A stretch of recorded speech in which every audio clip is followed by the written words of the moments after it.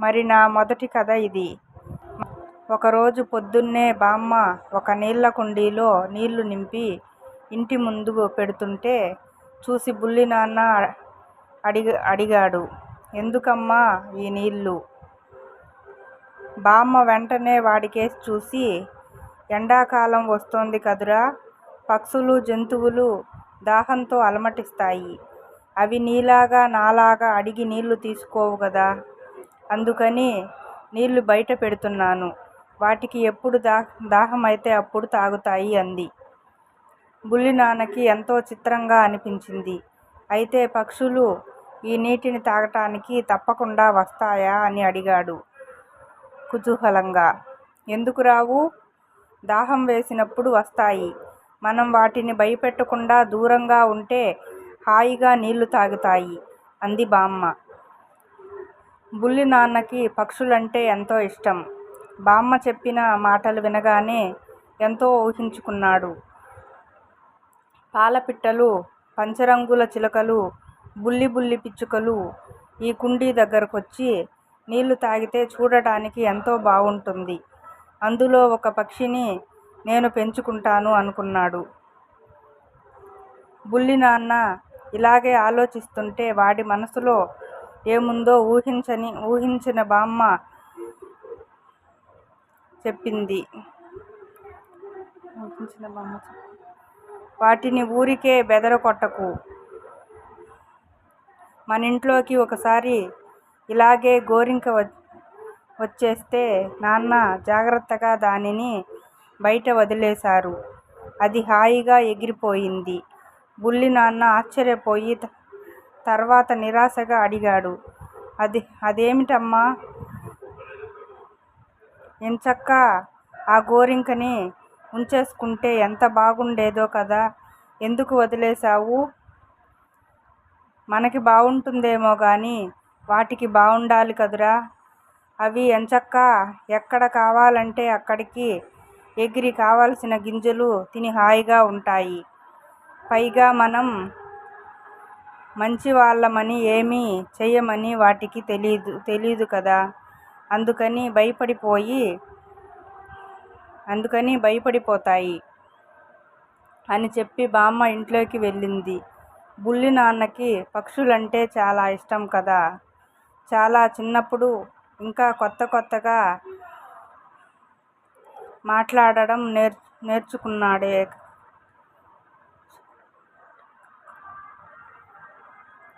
బుల్లి నాన్నకి పక్షులంటే చాలా ఇష్టం కదా.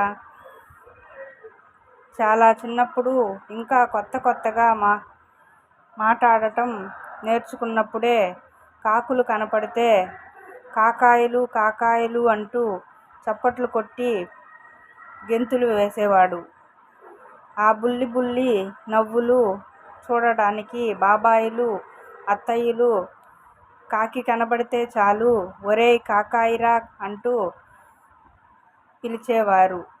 కాకి నల్లగా కొంచెం పెద్దగా ఉండి కర్ణకఠోరంగా కావు కావుమని అరిస్తే, మరి పిచ్చుక బుల్లిగా బుజ్జిగా ఉండి కీచుకీచుమని అరుస్తుంది. బుల్లి నాన్నకు కోయిల కూడా తెలుసు, కానీ ఇప్పటి వరకు చూడలేకపోయాడు. కోయిల కూకు అని పాట పాడినట్టు కూసినప్పుడు కిటికీ ఎక్కి ఆ శబ్దం వస్తున్న వైపు చూస్తూనే ఉంటాడు. కోయిల కనపడుతుందేమో అని. కానీ ఆ కోయిల ఎక్కడో గుబురు చెట్ల మధ్యలో కూర్చొని కూస్తూనే ఉంటుంది. పైకి ఎగరడం మాత్రం జరగలేదు. అందుకే ఎప్పుడూ కోయిలను చూడలేకపోయాను. గోరింకలు మాత్రం బాగానే కనపడతాయి కానీ అవి పాడవు. గంట తర్వాత బామ్మ బట్టలు ఆరేయటానికి వరండాలోకి వచ్చేసరికి బుల్లి నాన్న అక్కడే ఒక గట్టు మీద కూర్చుని కనపడితే ఆశ్చర్యపోయింది. ఇదేమిట్రా, సెలవుల్లో నీ మిత్రులతో ఆడుకోకుండా ఇక్కడేం చేస్తున్నావ్ అని అడిగింది. పక్షులొస్తాయని చూస్తున్నానమ్మా అన్నాడు బుల్లి నాన్న. వచ్చిన పక్షులు నీళ్లు తాగి వెళ్ళే వరకు అన్నింటినీ చూడాలి.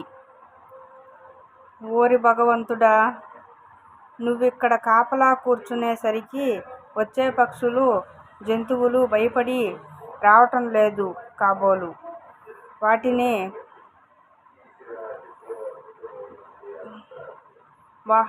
వాటి మానాన్న వదిలేయరా.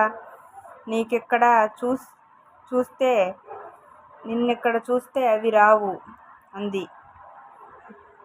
నేను వాటినేమీ చెయ్యనమ్మా, ఊరికే చూస్తాను అన్నాడు బుల్లినాన్న.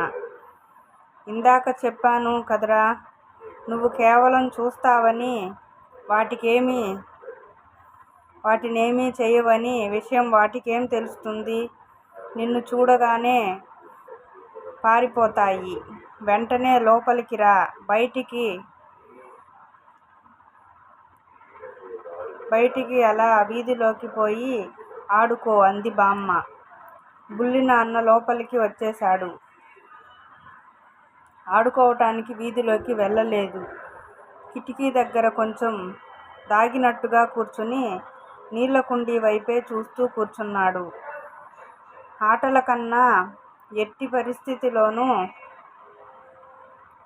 పక్షులని చూడటం ముఖ్యమనిపించింది వాడికి. 2 గంటలైనా ఒక్క పక్షి కూడా రాలేదు. మళ్ళీ బామ్మ మధ్య గదికి వచ్చి, నీకు బుద్ధుందారా అని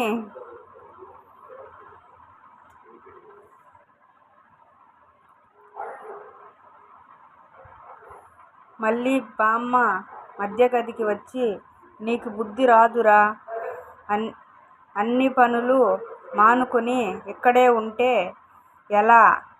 నేను కూరలు తెచ్చుకోవడానికి వెళ్తున్నా, జాగ్రత్తగా ఇంట్లో ఉండు అని చెప్పి వెళ్ళింది. బుల్లినాన్న వెళ్ళి తలుపేసుకుని మళ్ళీ మధ్య గది కిటికీ గట్టు మీద కూర్చున్నాడు. ఇంతలో చిన్ననాన్న మధ్య గదిలోకి వచ్చి కిటికీ దగ్గర కళ్ళప్పజేసి బయటికి చూస్తున్న బుల్లినాన్నని చూసి, ఏం చూస్తున్నావురా అని అడిగాడు. బుల్లినాన్న ఎంతో ఉత్సాహంగా అంతా చెప్పాడు.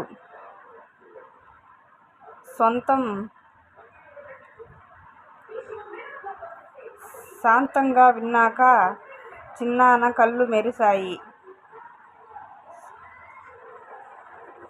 అవునురా, మనం ఒక పిట్టని పెంచుకుందాం. ఒక దుప్పటి తీసుకుని దానిమీద వేసి లోపలికి తెచ్చుకుందాం.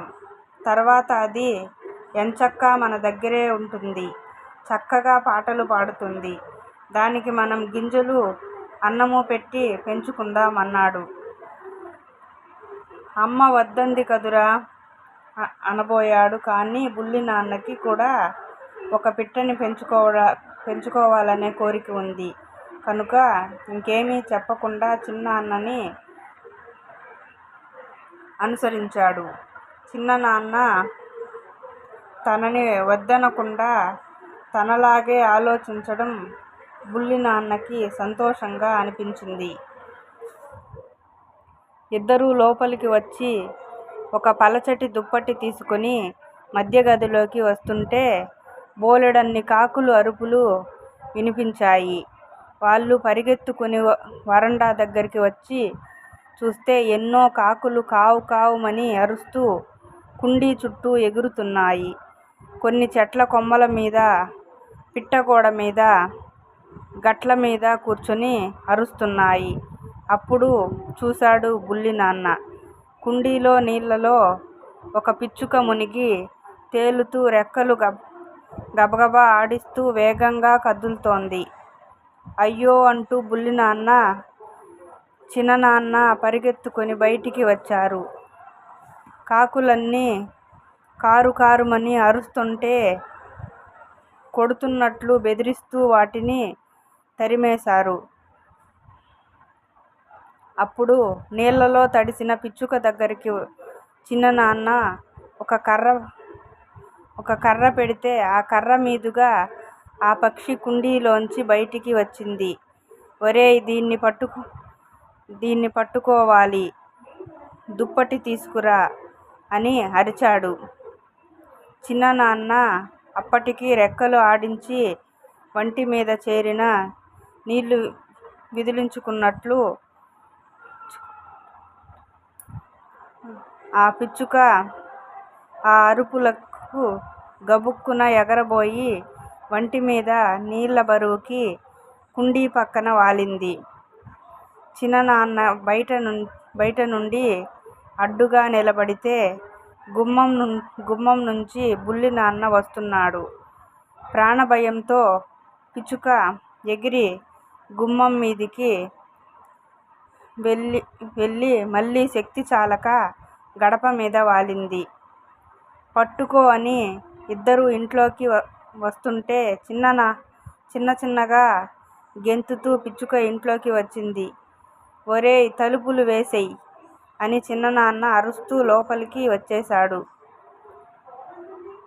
ఈ లోపల బుల్లినాన్న గుమ్మం తలుపులు, కిటికీ తలుపులు మూసేశాడు.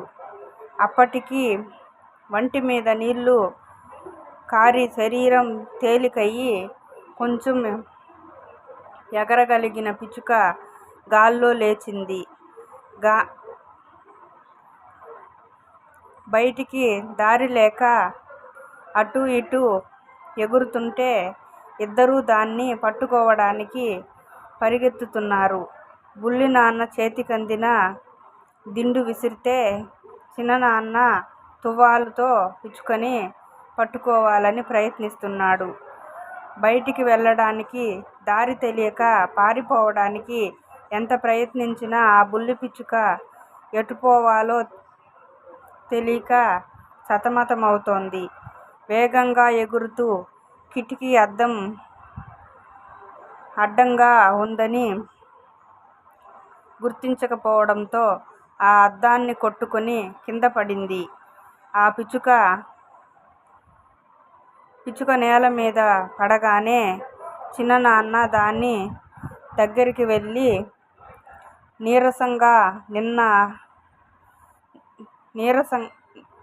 నీరసంగా నిస్సహాయంగా నేల మీద ఉన్న పిచ్చుక మళ్ళీ ఎగిరే లోపల మృదువుగా ఒక చేత్తో పట్టుకున్నాడు.